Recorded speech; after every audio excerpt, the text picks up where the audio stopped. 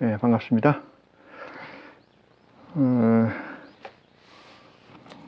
이 시간은 요한복음 17장 1절로 여러분과 함께 하나님의 은혜를 받는 시간을 갖도록 하겠습니다. 먼저 기도로 우리 아버지께 고하고 이 시간을 준비하겠습니다. 사랑이 많으신 우리 아버지 하나님,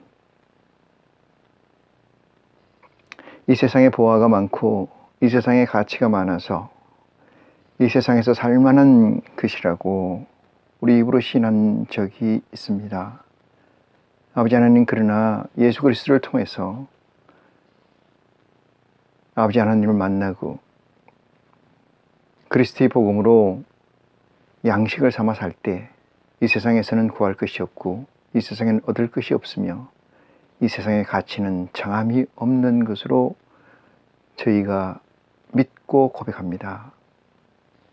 이 믿고 고백함이 세상을 이겼다 하신 예수 그리스도의 복음인 줄 저희가 고백할 때 아버지 하나님께서는 영광이요 저희에게는 구원의 한 발짝 다가가는 놀라운 축복이 오늘 이 시간을 통해서 있기를 저희가 구하오니 아버지 하나님, 이 구함을 허락하여 주시옵소서. 사랑이 많으신 아버지 하나님, 특별히 이 시간을 통해서 진리의 성령을 허락하사 증거되고 고백하는 이 말씀들이 저희의 살이 되고 영혼의 양식이 되어서 말씀을 증거하고 듣는 자가 하나같이 아버지 하나님의 재림의 날을 다시 한번 학수고대하는 시작점이 또한 될 수 있도록 축복하여 주시옵소서. 세상을 이긴 자, 세상 위에 선 자, 무리를 걷는 자, 이들이 돼야 아버지 하나님을 만날 수 있는 것을 고백할 때 이 고백이 아버지 하나님께 영광을 돌릴 수 있는 축복이 이 시간에 있는 줄 저희가 믿습니다. 이 시간을 통해서 아버지 하나님의 영광과 저희의 구원에 한 발짝 다가가는 축복이 있기를 원하오며 이 모든 말씀을 우리를 주에서 대속해 주신 우리 주 예수 그리스도 이름으로 기도합니다. 아멘. 네. 17장 1절 보시겠습니다. 요한복음 17장 1절. 예수께서 대답하시되 이제는 너희가 믿느냐 이렇게 얘기합니다. 믿는다는 것은 메시지가 내 몸에 들어와서 내 정체성과 확장되는 상태를 얘기하고, 이 확장된 가치는 내 정체성이라는 것은 어디에서나 어느 부분에서나 앞, 뒤가 없고 먼저와 후가 없고 상하, 좌우가 없는 가치의 온전함, 순수성 또는 균질성을 갖춘 것을 이야기합니다. 믿음이라는 것은 예수 그리스도의 복음이 내게 들어와서 온전한 가치로, 온전한 나의 정체성으로 확장된 순간을 이야기함으로 해서 이론적 믿음과 행위적 실행이 나누어지지 않고 하나가 된 상태를 예수 그리스도께서는 우리에게 이 기록을 통해서 말씀하고 계십니다. 너희가 이제는 믿느냐? 31절 말씀이네요.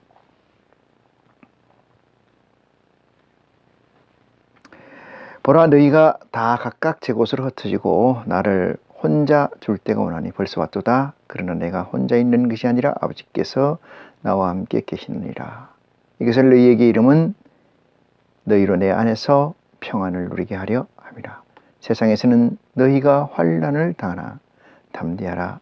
내가 세상을 이겼노라 하시니. 여기까지가 16장 끝절로 기록되어 있습니다. 자, 17장 1절. 예수께서 이 말씀을 하시고 눈을 들어 하늘을 우러러 가라사대 이렇게 얘기했어요. 그 눈을 들어 하늘을 우러러 가라사대 이 얘기 속에는 눈을 든다니까 고개를 들어서 이런 뜻이 아니고 보는 가치를 하늘로 옮겨서 이 뜻입니다. 보는 가치를 하늘로 옮겨서. 우리가 이 모세의 지팡이가 광야에서 모세가 지팡이를 광야에서 든 것처럼 우리도 들려야 하니라 이렇게 해서 든 것이라는 것은 이 기준점이 이 땅이거든요. 이 땅에서 들려야 된다 이 뜻이에요. 이 땅에서 들려야 된다. 그러니까 공중이라고 얘기하는데 공중 권세 잡은 자가 있죠.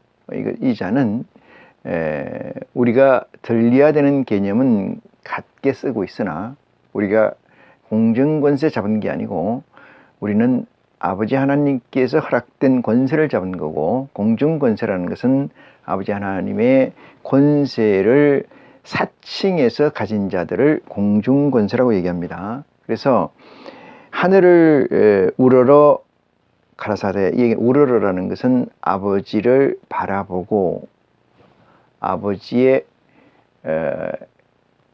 속성을 드러내서 바라보고 가라사대 아버지의 때가 이르렀사오니 이를 아들을 영화롭게 하사 했어요. 때가 이르렀사오니 이것은 예수 그리스도가 하나님의 아들로서 이 땅에 오신 이유, 목적이 있고 그 목적을 이르렀다, 완성했다 이 뜻이에요. 완성했다. 아들을 영화롭게 하사 이렇게 하였기 때문에 그 완성은 어떤 얘기냐? 33절 끝절이에요. 내가 세상을 이겼노라 하시니 이렇게 얘기하는 거예요.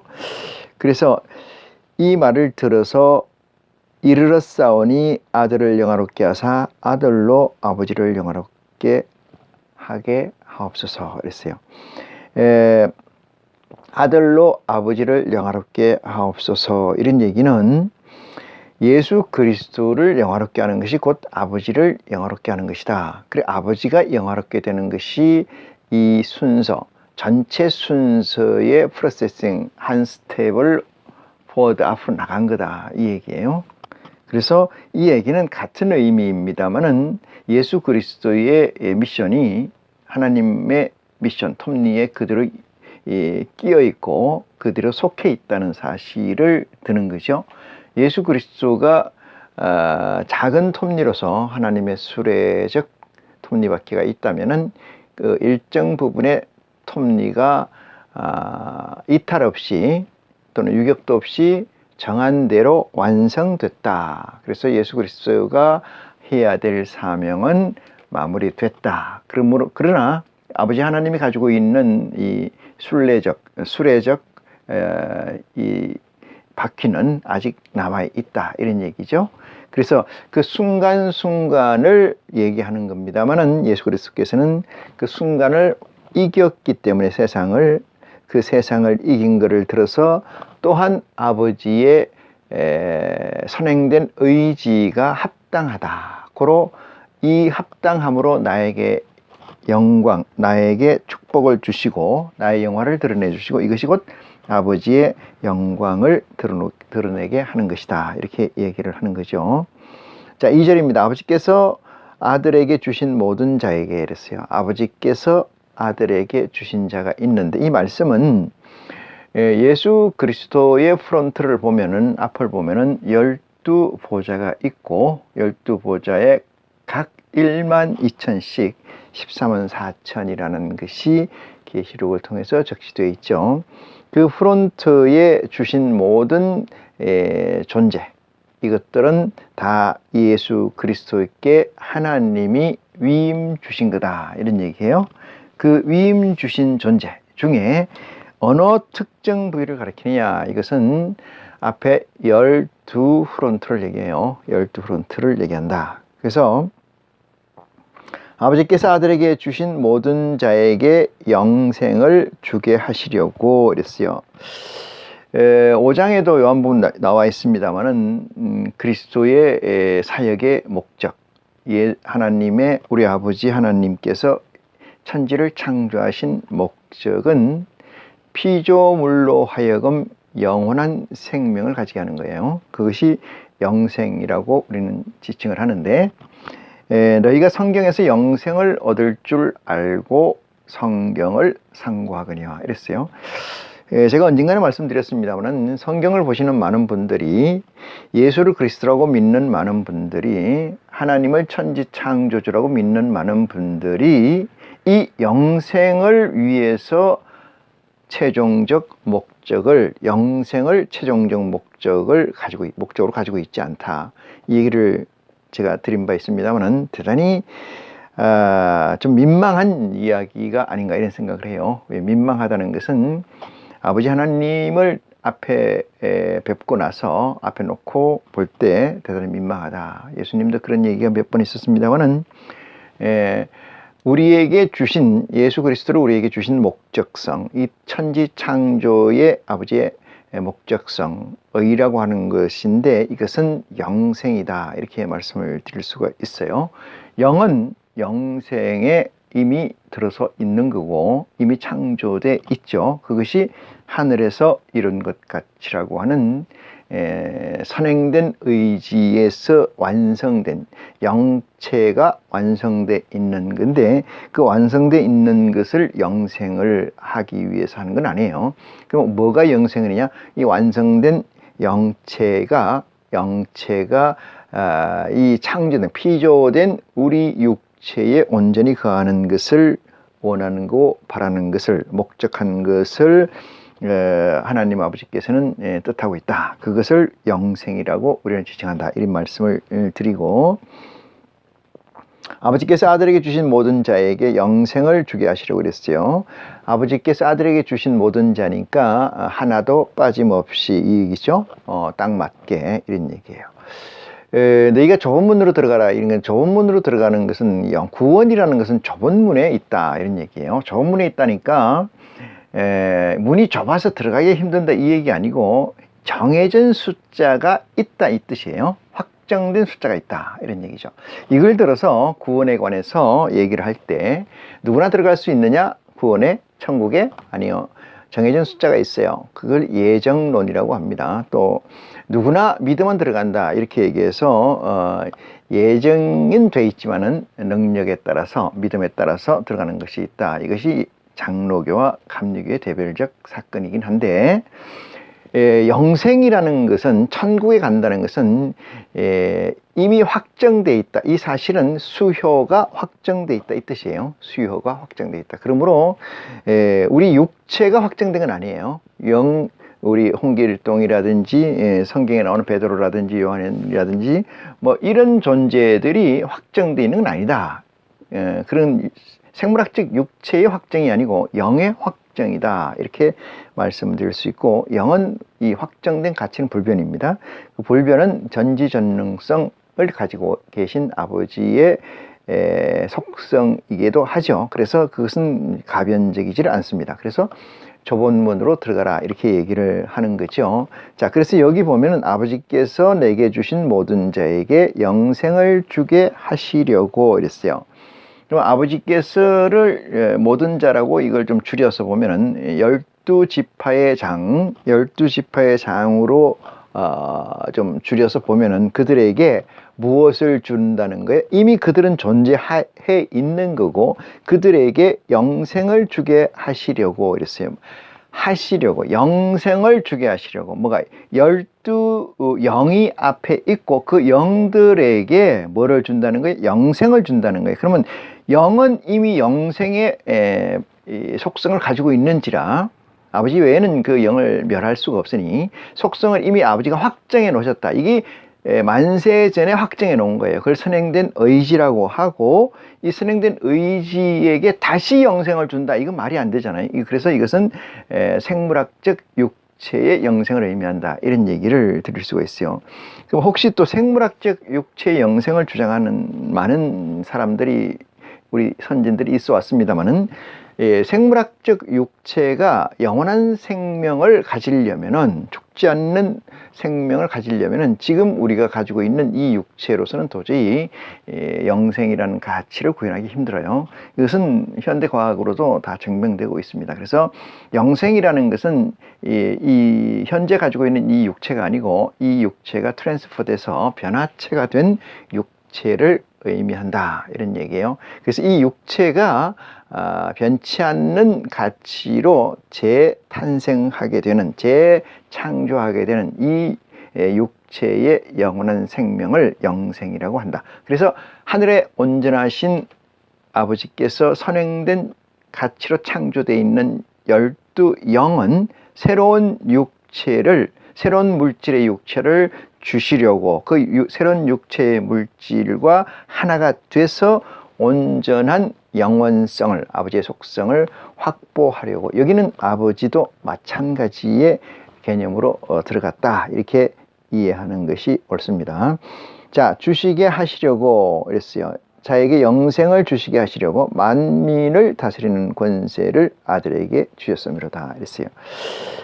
아들에게 주신 모든 자에게 영생을 주게 하시려고 이랬어요. 주게 하시려고 만민을 다스리는 권세를 줬다 이런 얘기는 그 밑에 프론트에 있는 12영 앞에 있는 12,000씩 13만 4천과 하늘의 백성들, 아직은 아들들이거든요. 그 밑에 있는 백성들의 수요는 얼마인지 몰라요. 그들까지도, 그들의 다스리는 권세까지도 예수 그리스도께 아버지께서 주셨다 이런 얘기죠. 권세를 아들에게 주셨음이로소이다 라고 고백하는 내용입니다. 자, 3절 봅니다. 영생은 이렇게 다시 시작을 해요. 이 영생은 어디에서? 2장에서 얘기 나오는 것. 2장 아버지께서 아들에게 주신 모든 자에게 영생을 주게 하시려고 이렇게 했는데 여기서 영생을 가져옵니다.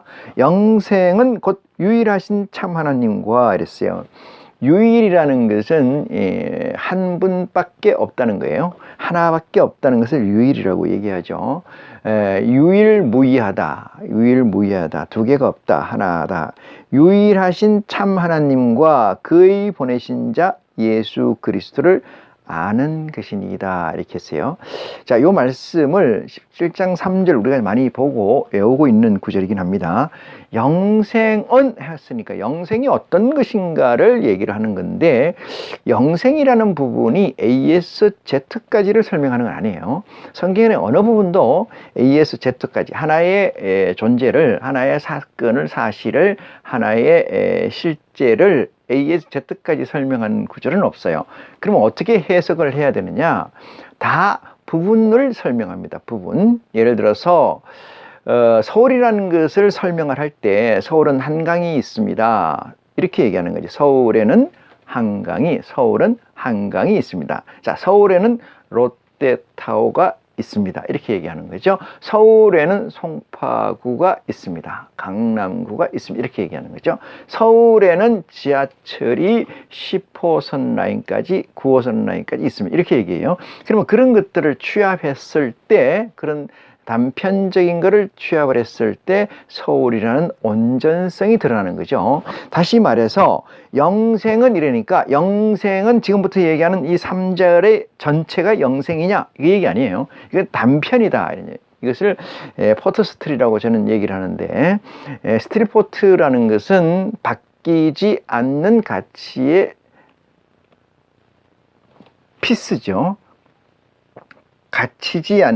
바뀌지 않는, 변절되지 않는, 가치가 변하지 않는 편린, 피스다 이 말이거든요. 이걸 스틸포트라고 그러는데, 포트스틸, 이것은 어떤 의미냐면은 이것은 이 홀로그램적 존재예요. 홀로그램적. 이거를 라이프니츠는 모나드라고 얘기를 합니다. 홀로그램적 존재는 아무리 그 필름을 쪼개도 그 그림에는 변화가 없다. 이 얘기는 어떻게 해석을 해야 되냐? 그 그림은 온전한 가치로 존재해 있다 이렇게 해석하는 거예요. 우리가 많은 사실을 이해하고 습득하고자 할 때 아버지의 속성이 제일 중요합니다. 우리 아버지, 하나님 아버지께서는 어떤 속성을 가지고 있는가, 이것을 알지 못하면은 영원이라는 건 나서 죽을 때까지 부분만 알다가 간다 이 말이죠. 죽는다. 부분만 알다가 갈 뿐 아버지에 대해서 아는 바는 전혀 없다. 이렇게 얘기를 할 수가 있어요. 그래서 여기서 영생은 곧 유일하신, 어떤 거냐? 유일하신 분이 있는데 그분이 누구냐? 하나님이다 이 말이죠. 하나님과 그 그의 보내신 자 이랬어요. 그가 보내신 자 예수 그리스도 이렇게 했어요.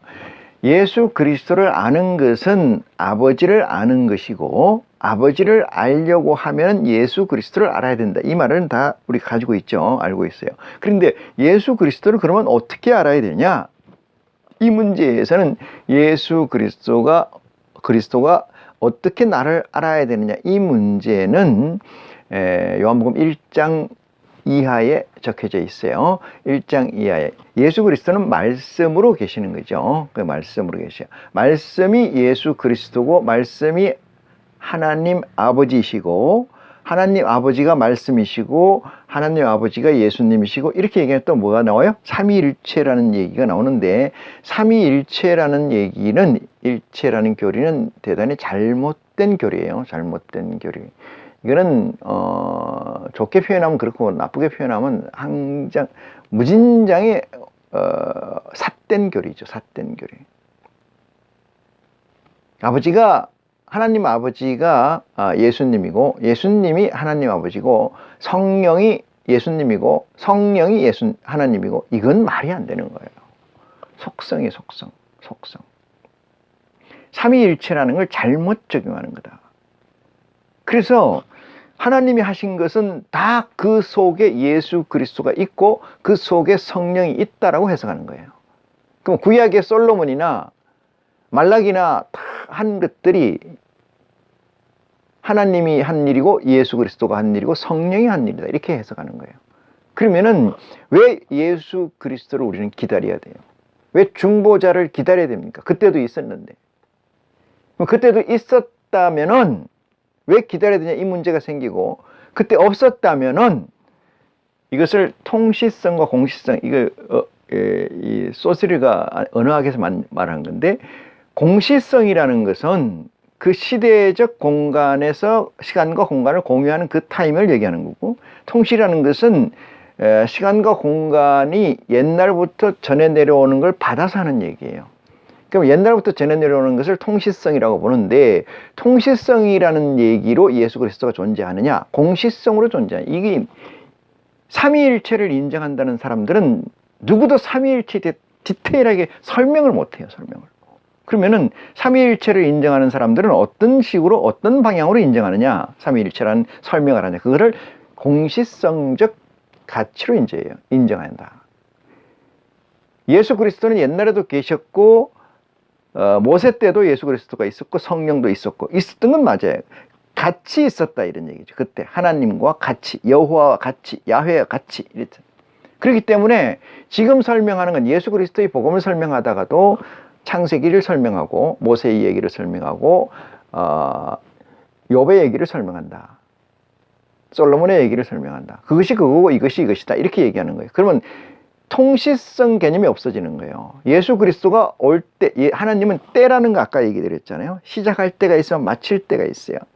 예수 그리스도가 조금 전에 1절에서 얘기를 한 것처럼 1절, 17장 1절 아버지께서 때가 이르렀사오니 이 때가 뭐냐 하면은 통시성이에요. 통시성적 사건입니다. 통시성적 사건. 그러면은 예수 그리스도 이전과 이후는 다르냐? 무진장이 다르죠. 완전히 다르죠. 예수 그리스도 이전에는 켜서 밝히는 빛이에요. 켜서 밝히는 빛. 그러니까 무슨 얘기냐? 선지자들을 통해서 하나님이 허용한 만큼만 빛을 주는 거죠. 하나님이 1초의 빛을 쓰게 했다면 1초의 빛을 쓰는 거예요. 예수 그리스도는 어떤 거냐? 스스로 빛을 발하는 존재라고 하시잖아요. 왜? 본체라고 하셨으니까. 본체라고 하셨으니까. 하나님의 속성이, 하나님의 균질성이 실제 내려온 거다. 어떻게? 순수성이 내려와서 균질화된 거다. 그것이 예수 그리스도거든요. 순수가 내려와서, 하나님의 본질이 내려와서 예수가 됐다. 이 얘기는 순수가 내려와서 균질화됐다 이 뜻이에요. 제 설교를 쭉 들으신 분들은 이 얘기가 무슨 얘기인지 조금 알겠습니다만 처음 듣는 분은 이 얘기가 무슨 얘기인지 잘 모르죠. 자, 공시성으로 있느냐, 공시적으로 있느냐, 통시성으로 있느냐 이 문제에서 삼위일체를 주장하는 것은 어불성설입니다. 어불성설. 그래서 예수님도 이렇게 얘기하시죠. 선지자와 율법의 강령이라는 것. 선지자와 율법의 강령. 선지자와 계명의 강령이 아니고, 계명이라는 것은 계라는 것이에요. 계라는 것을 의미의 차이는 있습니다만은 차원의 디멘션이에요. 디멘션이 다르다 이 말이에요. 아버지 하나님은 4차원에 계시고 우리는 3차원에 있어요. 4차원에서 3차원을 보려면은 3차원에서 4차원을 보려면은 이것은 두 차원이 공시할 수 있는 것은 그 4차원의 존재야 가능해요. 그럼 우리는 3차원의 존재가 4차원의 존재를 공시한다? 이건 어려운 거죠. 통시성은 가능하나 공시는 어렵다. 그러면 하나님께서 차원이 4차원으로 계시고 우리는 3차원의 존재를 하는데, 이 3차원의 존재가 하나님을 이해하려면은 특별한 룸이나 스페셜적 조건이 필요해요. 스페셜적 조건이. 그 조건이 이르지 않으면 안 된다 이 말이거든요. 예수 그리스도께서 이 땅에 오셔서 왜 아버지의 내 때가 이르렀으니 이 얘기를 왜 하냐. 내가 다 이루었으니, 이건 다 시간적 관념이잖아요. 시간이잖아요. 예수 그리스도가 인간의 몸을 빌어서 왔다는 것 자체가 시공의 제한성을 갖는다 이 뜻이에요. 시공의 제한성을 갖는다는 것은 우리 인생과 같은 개념의 수준에 있다 이 말이거든요. 왜 그러냐? 인간들에게 피조물에게 복음을 전하기 위해서는 인간의 육체를 입지 않고는, 인간의 언어나 인간의 시간을 가지지 않고는 전달 자체가 안 되기 때문에 그렇게 오신 거거든요. 삼위일체라는 개념은 통시적 개념으로 이해한다면 수긍을 합니다. 그렇지만 공시성으로 이해한다면 이거는 어불성설이다. 말도 안 되는 얘기다. 이것은 잘못된 해석하지 못하는 부분들을 해석하기 위한 룸이다. 이렇게밖에 말할 수가 없습니다. 이 사건을 놓고, 이 사실을 놓고 얼마나 많은 사람들을 불태워 죽이고 얼마나 많은 사람을 사형시켰는지, 그 얘기를 회상하지 않아도 너무나 많이 아는 거죠. 자, 3절 봅니다. 영생은 곧 유일하신 참 하나님과 그 보내신 자 예수 그리스도를 아는 것이니 이랬어요. 예수 그리스도를 안다는 것은 무슨 뜻이냐? 구체적으로 우리에게 무슨 뜻이냐? 자, 예수 그리스도가 하나님이고 하나님이 예수 그리스도고 이게 아니고, 예수 그리스도가 그리스도를 안다는 건 하나님의 한 부분을 안다는 거예요. 하나님의 목적성 부분을 안다는 거예요. 하나님의 우리가 왜 만들어졌고 우리는 어떠한 역사를, 어떠한 조건을 거쳐서 어떻게 갈 건가, 이 부분을 알다는 거지 하나님의 A에 Z까지를 안다는 사실은 아닙니다. 성령은 어떠냐? 성령은 예수님보다 더 좁을 수 있고 조금 넓을 수도 있고 같을 수도 있어요. 그렇지만 하나님의 범주를 포함하지 못해요. 하나님의 A에서 Z까지가 있다면, 존재한다면 예수 그리스도는 A에서 X까지, Z까지가 아니고 A에서 K까지, A에서 F까지 그런 범주를 가진다. 성령은 어떠냐? 예수 그리스도보다 많거나 좀 좁을 수 있다. 이렇게 말씀을 드립니다. 이런 것들을 통해서 교집합적 부분으로 삼위일체를 얘기한다면 맞는데, 교집합이 아니고 전체 집합, 합집합으로서의 이 삼위일체를 얘기한다는 것은 어불성설이다. 이 말씀을 더해서 드립니다. 그래서 보내주신 자 예수 그리스도 아는데, 아는 것은 여기서 뭐냐? 여기서 안다고 하는 것은 무엇이냐? 성경, 예수 그리스도가 우리에게 주신 이 복음을 안다는 거예요. 예수가 우리에게 주신 복음이라는 것은 예수 그리스도 마태복음에서 요한복음 끝장까지를 해석할 수가 있습니다. 나머지 부분은 사도행전 이하, 나머지 부분은 다 이 광야에서 예수 그리스도로 인도하는 과정에 있는 거다. 과도기적 복음이다. 이렇게 말씀드릴 수가 있어요. 실제 복음은 예수 그리스도의 복음이다. 그래서 마태복음과 요한복음 끝장까지가 예수 그리스도의 복음이다. 이것을 아는 것이 하나님을 아는 거다. 이걸 아는 것이 예수 그리스도를 아는 거고, 이걸 아는 게 성령을 아는 거고, 이걸 아는 것이 하나님의 의를 아는 것이다. 이렇게 해석할 수가 있습니다. 4절입니다. 아버지께서 내게 하라고 주신 일을 이랬어요. 자, 여러분, 예수께 아버지가 부과된 미션한 일은 뭘까? 왜 아버지가 예수께 부과했을까? 이런 여러 가지 방법론 또는 방향적 문제가 제시되죠.